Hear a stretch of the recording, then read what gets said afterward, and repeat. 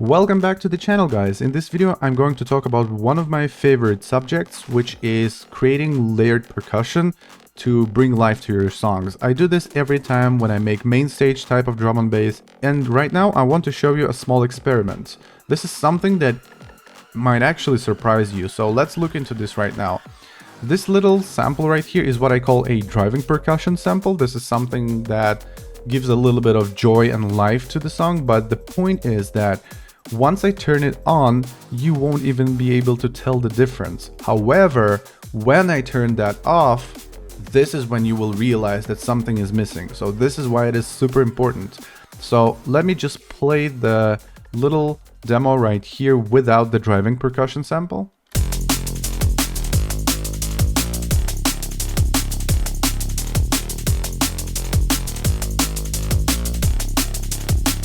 Now let me add that drum loop in.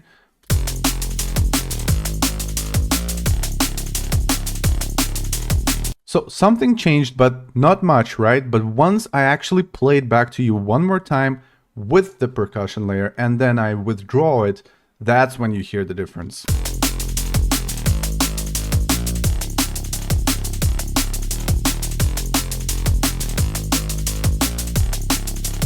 So this little layer right here gives all the groove to the song, and using those layers and layering those layers on top of each other will actually help you to create much more bright and beautiful drum loops. Every time I show you my project, guys, this is what I do all the time, and I don't know if you paid attention to that. I also have those types of samples in all of my sample packs because this is super important. And now I'm going to show you how you can create something like that on your own with addictive drums, for example, which is something that I use a lot. All right, guys, we have addictive drums right here. I'm in the edit section, and what I'm going to do is I'm going to use a default library that I have, and I'm going to play some of the hi-hats until I can reach a certain groove. So let's try and make that happen. Right now, let's open the volume envelope right here, and I'm going to make sure that our drums are kind of shorter. We're removing some of the sustain and adjusting the decay. I also don't like when the percussion is a little bit too pointy, so I'm gonna make a pre-delay. This one right here is basically like a low pass or high pass filter. And right here you can click no alts, which means your samples will not be alternating, so you can hear them like a recorded wave file. All right, cool. Let's play around with the pitch a bit and the overhead. Yeah, there are different symbols that you can use here, so you can play around with them. You can change the samples, but the whole settings will be saved. I think I'm quite happy with this one. So what I'm going to do right now is I'm going to put this on a separate mixer track, call it driving percussion.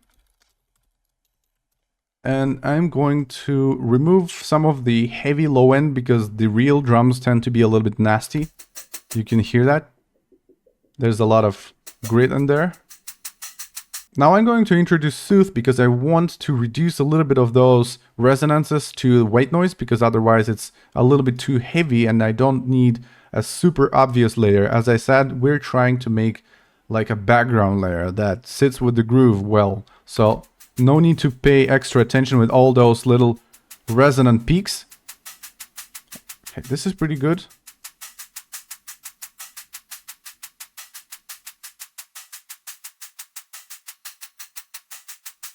Let's try and go hard mode.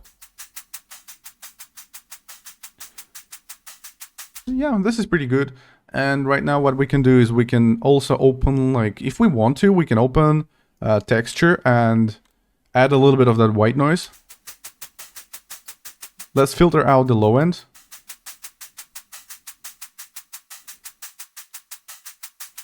That sounds pretty good.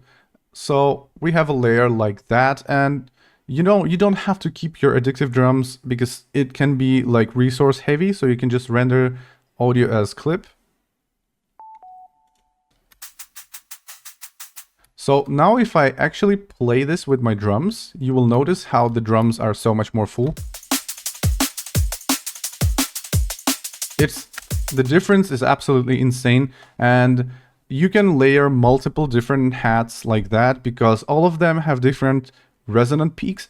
So it's not a big problem. There's most likely not going to be any phasing issues. So let me use like this layer, for example, together with this one.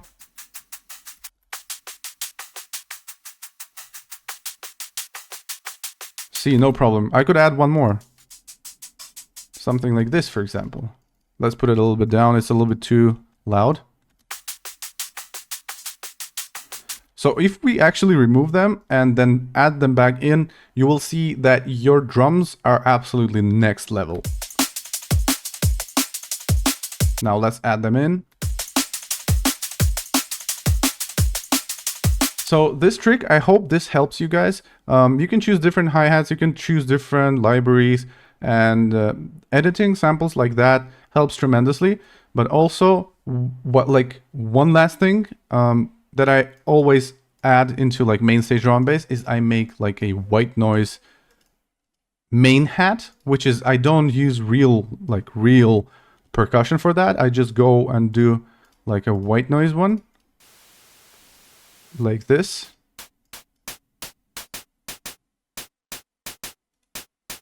I will kind of edit out some of the low ends and just add it right here.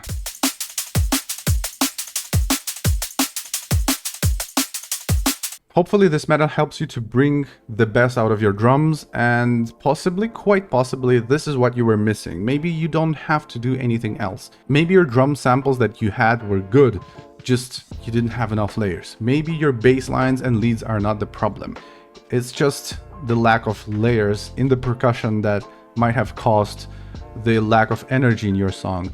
If you want to learn more, join my mentorship program. All my contacts will be in the description. I hope you enjoyed this video and have a wonderful day.